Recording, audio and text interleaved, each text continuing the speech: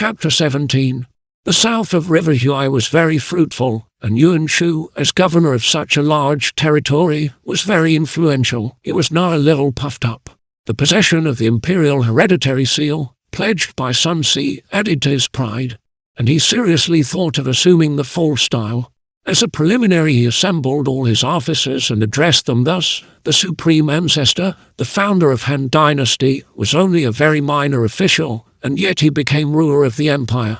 The dynasty has endured 4 centuries, and its measure of fortune has run out. It no longer possesses authority. The cauldron is on the point of boiling over.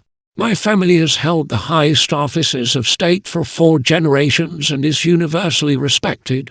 Wherefore I wish, in response to the will of heaven and the desire of the people, to assume the imperial dignity. What think ye of the proposal, my officers?" Secretary Yan Zheng rose in opposition at once, saying, "You may not do this. King Wen, the ancestor of the Zhu, was of distinguished virtue and held many offices. Till the last years of Shang Dynasty, he had 2/3 of the empire. Still he served and was loyal to the ruling house. Your house is honorable, but it is not so glorious as that of Zhu. The Hans may be reduced, but they are not so abominably cruel as those of the Shang Dynasty that they are to be overthrown. Indeed, this should not be done." Yuan Shu did not hear this with pleasure. Said he, "We Yuans came from the Chen family, the same ancestry with King Shun. By the rule of interpreting the signs of fate, the day has come when Earth Chen receives Fire Liu. Beside, there is an oracle saying, one who replaces the Hans must wade through deep mire. My name means the high road. It fits exactly. Further than this, I possess the imperial hereditary seal and must become lord of all, or I turn from heaven's own way. Finally, I have made up my mind, so if anyone says too much, that person will simply suffer death." Yuan Shu arrogated himself the insignia of royalty and assigned second glory the reign title. He set up officials with titles only given by an emperor, and rode in a chariot decorated with the dragon and phoenix, and offered sacrifices after the manner of an emperor in the north and south suburbs. Also he appointed the daughter of Feng Feng his empress and his son heir apparent, and he pressed for the early wedding of Lu Bu's daughter with his son so that the palace entourage might be complete. But when Yuan Shu heard of the fate of his marriage ambassador Han Yin, who was sent to the capital and was executed, Yuan Shu was very angry and began at once to plan for revenge. He made Zhang Zun his grand commander and gave Zhang Zun the command of more than 200,000 soldiers with the instruction to invade Zhou. The army consisted of 7 divisions under 7 commanders. Zhang Zun led the center army, Cao Rui, the 1st Left Army, Lei Bo, the 2nd Left Army, Han Zion, the 3rd Left Army, Chen Jai, 1st Right Army, Chen Len, 2nd Right Army, and Yang Feng, the 3rd Right Army. Each commander was instructed to make a certain town his objective. The imperial protector of Yangzhou, Jin Shang, was ordered to superintend the commissariat, but he declined the office, and so Yuan Shu put Jin Shang to death. Jai Ling was in command of the reserves to help wherever he was required. Yuan Shu led 30,000 troops, and he appointed 3 generals, Lai Deng, Liang Gang, and Yu Jiu, to go up and down and coordinate the Grand March. Lu Bu found out from his scouts that his own Zhou city was the objective of Zhang Zun, the other towns to be first attacked being Xiaopai, Yidu, Lenai, Jixi Zaipi, and Junshan. The invading armies were marching 20 miles a day and plundering the countryside as they advanced. Lu Bu summoned his advisers to a council to which came Chen Gong, Chen Deng, and Chen Gui.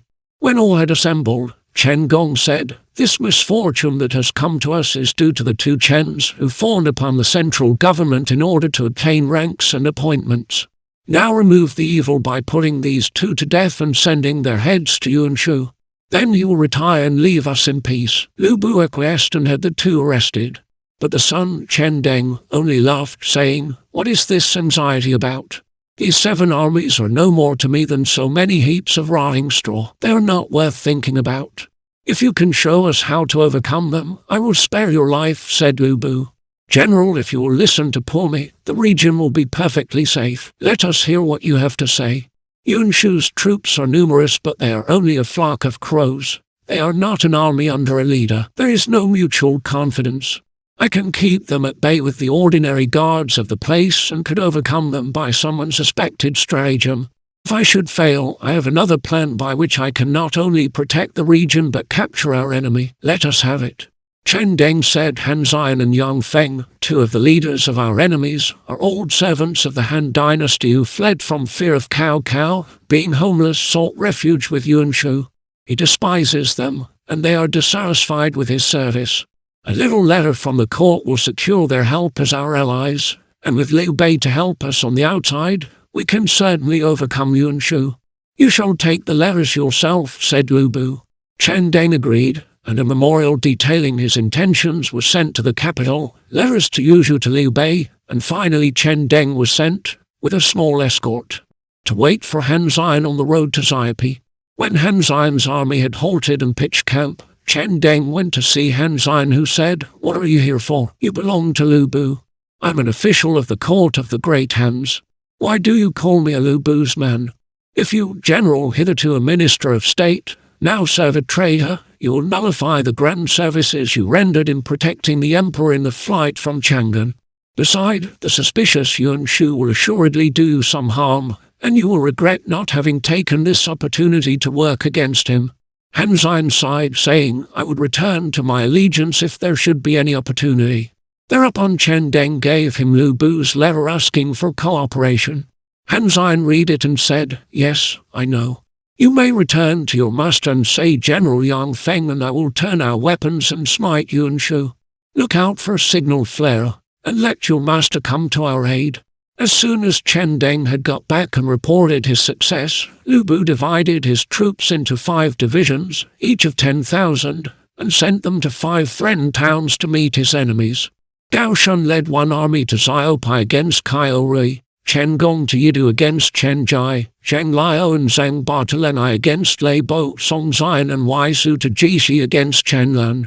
Lu Bu himself led against the main body under Zhang Zun, leaving a small guard in Zhuzhou City. Lu Bu camped 10 miles from the walls. When the enemy came up, Zhang Zun thought Lu Bu too strong to attack with the force he had, so he retired 7 miles to await reinforcements. That night, in the second watch, Han Xian and Yang Feng arrived, and soon the flare was lighted as arranged. Lu Bu's troops were admitted to the camp and caused great confusion. Then Lu Bu gave a full attack, and Zhang Zun was routed and fled. Lu Bu pursued till daylight, when he fell in with one of the other bodies led by Jialing. Both sides faced each other. But at the very beginning of the engagement, Yang Feng and Han Xian also attacked, and Jialing was forced to fly. Lu Bu went in pursuit, but soon another force came out from the rear of some hills. As the ranks opened, Lu Bu saw a leader's guard with flags bearing dragons and phoenixes and representations of the sun and moon, the stars in the 4 groups of the Great Bear constellation, the 5 directions of the earth, golden gourds, silver axes, yellow halberds, white yak's tails, or imperial emblems. And beneath a yellow silken parasol sat Yuan Shu on horseback, clad in silver mail with a sword handle showing at each wrist. Standing out in front of the array, Yuan Shu railed at his opponent, calling him traitor and bastard. Lu Bu said nothing but rode forward ready for battle, and Lai Deng, one of Yuan Shu's leaders, advanced to take the challenge. They met, but at the 3rd bout, Lai Deng was wounded in the hand, whereupon his spear fell to the ground, and he fled. Lu Bu waved on the advance, and his men prevailed. The other side fled, leaving much spoil, clothing, mail, and horses. Yuan Shu's defeated troops had not gone far when a strong army, led by Guan Yu, appeared barring his way. "Traitor, why have they not slain you?" cried Guan Yu. Whereat Yuan Shu fled in great trepidation, and his army melted into fugitives in all directions. The new army fell upon them with great slaughter. Yuan Shu and the remnant of his army retreated into the below regions of River Huai. Victory being now secure, Lu Bu, in company with Guan Yu, Yang Feng, and Han Xian, returned to Zhuzhou, where there were banquets and feasting and rewards for the soldiers and generals of 5 divisions. These over, Guan Yu took his leave and returned to Yuzhou, while Han Xian was appointed governor of Yidu, and Yang Feng governor of Lengai. There had been a question of keeping these 2 in Zhuzhou City, but Chen Gui opposed it, saying, "Let them hold those places in Huishan Mountains, which will be all yours within a year." So Han Xian and Yang Feng were sent to these 2 cities in the meantime to await orders. "Why not retain them here?" asked Chen Deng secretly of his father. They would be a basis for our conspiracy against Lu Bu. But if they helped him, on the other hand, we should lengthen the tiger's claws and teeth, said Chen Gui. So Chen Deng could only approve of his father's precautions. Yuan Shu returned home burning to avenge his defeat, so he sent to the Southland to ask a loan of troops from Sun Si. 42 But Sun Si said, on the strength of holding the state seal, he secretly calls himself emperor and rebels against the Hans. I would rather punish such a renegade than help him. So Sun Si rejected. The letter refusing help added to Yuan Shu's anger. What next from this callow youth? Cried Yuan Shu. I will smite him before I deal with the others. But his adviser, Yang Dejiang, dissuaded him from this course. Having refused help to his powerful rival, Sun Si thought it wise to take measures for his own safety. So he stationed an army at Jiangku. Soon after came a messenger from Cao Cao bearing Sun Si's appointment as governor of Qaiji with orders to raise an army and reduce Yuan Shu. Sun Si was inclined to carry out these orders, but he called a council at which Yang Zhao opposed this course. Said he, although recently defeated, Yuan Shu has large army and ample supplies. He is not to be attacked lightly. You had better write to Cao Cao persuading him to attack the south of River Huai and we will be auxiliaries. Between the two armies, Yuan Shu must certainly be defeated. If by the remotest chance we lose, we have Cao Cao to come to our rescue. This plan was adopted, and a messenger was sent to lay it before Cao Cao. In the meantime, after the defeat at River Yu, Cao Cao had reached Shouchun where his first thought was to institute sacrifices to his beloved lost leader, Dian Wei. He conferred rank upon his son Dian Man and took him into his own palace to be cared for. Presently arrived Sun Si's messenger with letters, and next came a report that Yuan Shu, being short of food, had made a raid on Chenliu. Cao Cao thought the moment opportune, so he issued orders for the south expedition, leaving Cao Ren to hold the capital. The army marched horse and foot, 170,000, with commissariat wagons of food to the number of over 1,000. Messages were sent to summon Sun Si, Liu Bei, and Lu Bu. Liu Bei was the first to welcome the Grand Army at his usual borders, and he was called into the Prime Minister's tent. After the usual salutations, 2 human heads were produced by Liu Bei. Whose are these? Asked Cao Cao in surprise. The heads of Han Xian and Yang Feng. Why did this happen? They were sent to control Yidu and Lenai, but they allowed their soldiers to plunder the people. Bitter complaints arose, so I invited them to a banquet and my brothers dispatched them when I gave the signal by dropping a cup. Their armies gave in at once. Now I have to apologize for my fault. You have removed an evil, which is a grand service. Why talk of a fault? And Cao Cao praised Liu Bei's action. When the joint army reached Lu Bu's Suzhou borders, he came to meet it. Cao Cao spoke graciously to him and conferred upon him the title of General of the Left Army, promising him an official seal as soon as he returned to the capital. Lu Bu was very pleased. Then the 3 armies were made into one force, Cao Cao being in the center, Lu Bu to the left wing, and Liu Bei to the right wing. Zhai Dun and Yu Jin were leaders of the van. On Yuan Shu's side, General Cao Rui with 50,000 troops was appointed van leader. The armies met on the confines of the city of Shouchun. Cao Rui and Zhai Dun rode out in open battle. But Cao Rui fell in the 3rd bout, and his troops fled into the city. Then came news that Sun Si's fleet was near and would attack on the west. The other 3 land corps took each one face Cao Cao on the north, Lu Bu on the east, and Liu Bei on the south. The city of Shouchun was in a parlous state. At this juncture Yuan Shu summoned his officers. Yang Dejiang explained the case. Shouchun has suffered from drought for several years, and the people are on the verge of famine. Sending an army would add to the distress and anger the people, and victory would be uncertain. I advise not to send any more soldiers there, but to hold until the besiegers are conquered by lack of supplies. Meanwhile, Your Highness, with regiment of guards, will move over to the other side of River Huai, which is quite ready, and we shall also escape the enemy's ferocity. So due arrangements was made. 100,000 troops under Lai Deng, Yu Jiu, Liang Gang, and Chen Jai were appointed to guard Shouchun. Then a general move was made to the other side of the River Huai.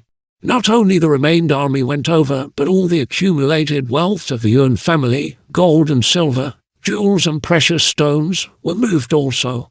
Cao Cao's army of 170,000 needed daily a considerable quantity of food, and as the country around had been famine-stricken for several years, nothing could be got there. So he tried to hasten the military operations and capture the city. On the other hand, the defenders knew the value of delay and simply held on. After a month's vigorous siege, the fall of Shouchun seemed as far off as it was at first, and supplies were very short. Letters were sent to Sun Si, who sent 100,000 carts of grain. When the usual distribution became impossible, the chief of the commissariat, Ren Jun, and the controller of the granaries, Wang Hu, presented a statement asking what was to be done. "Serve out with a smaller measure," said Cao Cao. "That will save us for a time. But if the soldiers murmur, what then? I shall have another device." As ordered, the controller issued grain in a short measure. Cao Cao sent secretly to find out how the army took this. And when he found that complaints were general and the soldiers were saying that the Prime Minister was fooling them, he sent a secret summons to the controller. When Wang Hu came, Cao Cao said, "I want to ask you to lend me something to pacify the soldiers with. You must not refuse. What does the Prime Minister wish?" "I want the loan of your head to expose to the soldiery." "But I have done nothing wrong," exclaimed the unhappy man. "I know that, but if I do not put you to death, there will be a mutiny. After you are gone, your wife and children shall be my care. So you need not grieve on their account." Wang Hu was about to remonstrate further, but Cao Cao gave a signal. The executioners hustled Wang Hu out, and he was beheaded. His head was exposed on a tall pole, and a notice said, "In accordance with military law, Wang Hu had been put to death for peculation and the use of a short measure in issuing grain." This appeased the discontent.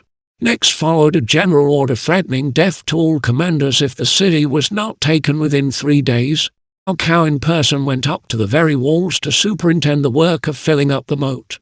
The defenders kept up constant showers of stones and arrows. 2 inferior officers, who left their stations in fear, were slain by Cao Cao himself. Thereafter he went on foot to work with his soldiers and to see that work went on continuously and no one dared be a laggard. Thus encouraged, the army became invincible, and no defence could withstand their onslaught. In a very short time the walls were scaled, the gates battered in, and the besiegers were in possession. The officers of the garrison Li Deng, Yu Jiu, Liang Gang, and Chen Jai were captured alive and were executed in the marketplace. All the paraphernalia of imperial state were burned, and the whole city wrecked. When the question of crossing the river in pursuit of Yuan Shu came up, Sun Yu opposed it, saying, "The country has suffered from short crops for years, and we should be unable to get grain. An advance would weary the army, harm the people, and possibly end in disaster. I advise a return to the capital to wait there till the spring wheat shall have been harvested and we have plenty of food." Cao Cao hesitated. Before he had made up his mind, there came an urgent message. Zhang Ziu, with the support of Liu Biao, was ravaging the country all round. There were rebellions in Nanyang and Jiangling, and Cao Hong could not cope with it. Cao Hong had been worsted already in several engagements and was in sore straits.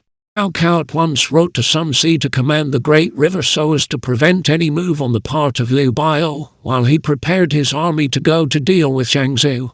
Before marching, Cao Cao directed Liu Bei to station at Xiaopai, as he and Lu Bu, being as brothers, might help each other. When Lu Bu had left for Zhou, Cao Cao said secretly to Liu Bei, "I am leaving you at Xiaopai to dig a pitfall for the tiger. You will only take advice from Chen Deng and Chen Gui, and there can be no mishap. You will find so-and-so your ally when needed." So Cao Cao marched to Shouchun, where he heard that Duan Wai had slain Li Ju and Wu Zai killed Guo Si, and they presented the heads of these two. Beside the whole clan of Li Ju, more than 200 had been arrested and brought to the capital. They were all put to death at various gates and their heads exposed as warning. The people cheered the end of those 2 rebels. In the emperor's palace a large number of officials were assembled at a peace banquet. The emperor rewarded the 2 successful leaders, Duan Wai with the title of General who destroys rebellion and Wu Zai General who wrecks villainy, and sent to guard Chang'an. They came to audience to express their gratitude and marched away. Then Cao Cao sent in a memorial that Zhang Ziu was in rebellion, and an army must be sent against him. The emperor in person arranged the chariot and escorted Cao Cao out of the city when he went to take command of the expedition. It was the summer, the 4th month of the 3rd year of rebuilt tranquility AD 198. Sun Yu was in chief military command in Shouchun. The army marched away. In the course of the march they passed through a wheat region, and the grain was ready for harvesting, but the peasants had fled for fear, and the corn was uncut. Cao Cao sent proclamations to all villages and towns. I'm sent on the expedition by command of the emperor to capture a rebel and save the people. I cannot avoid moving in the harvest season, but if anyone trampled down the corn, he shall be put to death. Military law is strict without exception, and the people need fear no damage. The people were very pleased and lined the road, wishing success to the expedition. When the soldiers passed wheat fields, they dismounted and pushed aside the stalks so that none were trampled down. One day, when Cao Cao was riding through the fields, a dove suddenly got up, startling the horse so that it swerved into the standing grain, and a large patch was trampled down. Cao Cao at once called the provost marshal and bade him decree the sentence for the crime of trampling down corn. "How can I deal with your crime?" asked the provost marshal. "I made the rule, and I have broken it. Can I otherwise satisfy public opinion?" Cao Cao laid hold of the sword by his side and made to take his own life. All hastened to prevent him. Guojie said, in ancient days, the days of the spring and autumn history, the laws were not applied to those of the most important. You are the supreme leader of a mighty army and must not wound yourself. Cao Cao pondered for a long time. At last he said, since there exists the reason just quoted, I may perhaps escape the death penalty. Then with his sword he cut off his hair and threw it on the ground, saying, I cut off the hair as touching the head. Then he sent messengers to exhibit the hair throughout the whole army, saying, the Prime Minister, having trodden down some corn, ought to have lost his head by the terms of the order. Now here is his hair cut off as an attack on the head. This deed was a stimulus to discipline all through the army so that not a person dared be disobedient, a poet wrote. A myriad soldiers march along and all are brave and bold, and their myriad inclinations by one leader are controlled. That crafty leader shore his locks when forfeit was his head. Oh, full of guile were thou, Cao Cao, as everyone has said. On the first news of the approach of Cao Cao with an army, Zheng Zhu wrote to Liu Biao for help. Then Zheng Zhu led out his troops, with his 2 generals, Lei Zhu and Zhang Xian. When the array was complete, Zheng Zhu took his station in front and pointing at Cao Cao railed at him, saying, O false and pretended supporter of benevolence and justice, O shameless one! You're just a beast of the forest, and absolutely devoid of humanity. This annoyed Cao Cao, who sent out Shouchun against the insulter. Zhang Xian came to meet him and fell in the 3rd bout. Then Zheng Zhu's troops fled and were pursued to the very walls of Nanyang, only managing to get within just before the pursuit came up. The city was then closely besieged. Seeing the moat was so wide and deep that approach to the wall would be difficult, Cao Cao's commanders began to fill up the ditch with earth.